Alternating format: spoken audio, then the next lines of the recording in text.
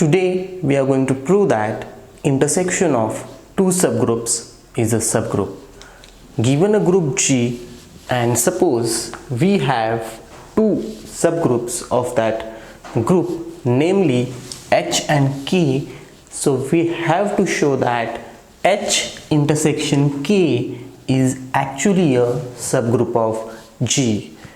In order to prove it, we are going to use one step subgroup test. So let us recall what that test says.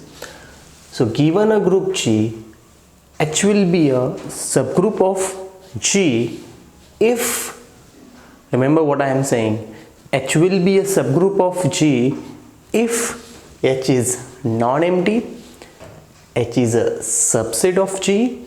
So if we want to prove H is a subgroup of G, so we need to show H is a subset of G. That is important one. Next, take any two elements of H, A and B, and show that AB inverse belongs to H. So here we have to show H intersection K is a subgroup of G. Just note the given thing is we have G to be a group and H and K are already subgroups of G. Since H and K are already subgroups, what will happen is H and K will satisfy the condition of subgroup, that is nothing but if you take any two elements of H, A and B, AB inverse will lie in H. Similarly, if you take A and B from K, then AB inverse will lie in K. Now, since we have to show H intersection K is a subgroup of G, so first of all we need to show H intersection K is non-empty, then H intersection K is a subset of G, and then we will prove our condition. Now the question is, what exactly H intersection K is, right? The name itself suggests it is nothing but the intersection of H and K that I have shown over here. So this is my set H, this is my set K. So the overlapping section, you can say, is nothing but H intersection K. Now, as it is already given that H is a subgroup of G, so H is going to contain the identity element, right? Because whenever I say H is a subgroup, it means H itself is a group from the basic definition, and since H itself is a group, definitely at least one element is always there in group, and that is nothing but the identity element. So I'll say as H is a subgroup of G, therefore E belongs to H, as well as K is also a subgroup of G, therefore E also belongs to K. Now E is in H as well as E is in K. So where does E lie? E lie in H intersection K. So therefore I will say E belongs to H intersection K, and therefore H intersection K is non-empty. Now no issues for subset, because H and K are subgroups of G. It means H and K are already subsets of G.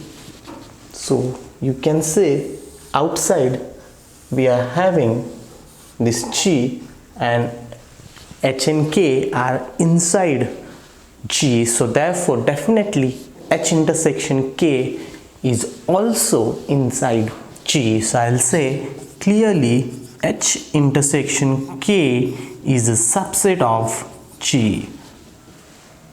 So we have shown H intersection K is non-empty, H intersection K is a subset of G. Now we will start with two elements AB, but from where? From H intersection K. Remember, this is a definition of H is a subgroup of G, And remember, we are proving H intersection K is a subgroup of G. Thus, we need to start with two elements from H intersection K. So I'll say let AB belongs to H intersection K be any elements. Now since H intersection K is nothing but the overlapping part, so this A and B are actually from here. And if you observe properly, what does it mean? It means that AB lies in H and AB also lies in K. Remember, I am saying and. AB lies in H and AB also lie in K. So here I have already written the definition of H intersection K. Actually, it is a collection of those elements of G that lie in H and K as well. So I will say here, this implies this A comma B belongs to H and A comma B belongs to K as well.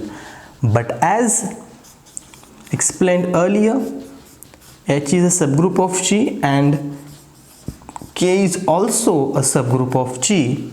Therefore, it will satisfy the condition of subgroups. It will satisfy this one-step test. So therefore, what you can say? Therefore, this AB inverse will belongs to H and this AB inverse will belongs to K. So AB inverse lies in H and therefore AB inverse lies in H and as well as AB inverse lies in K. Therefore AB inverse will lie where? In H intersection K. Therefore AB inverse lies in H intersection K, and that is exactly what we wanted to prove. And remember, here we have shown intersection of two subgroups is a subgroup, but this is applicable to any collection of subgroups of G. There is no restriction on that.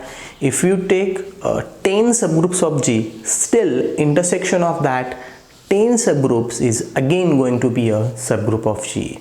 So in other words, if you take arbitrary collection of subgroups of G, still the intersection of all that subgroups is going to be a subgroup of G.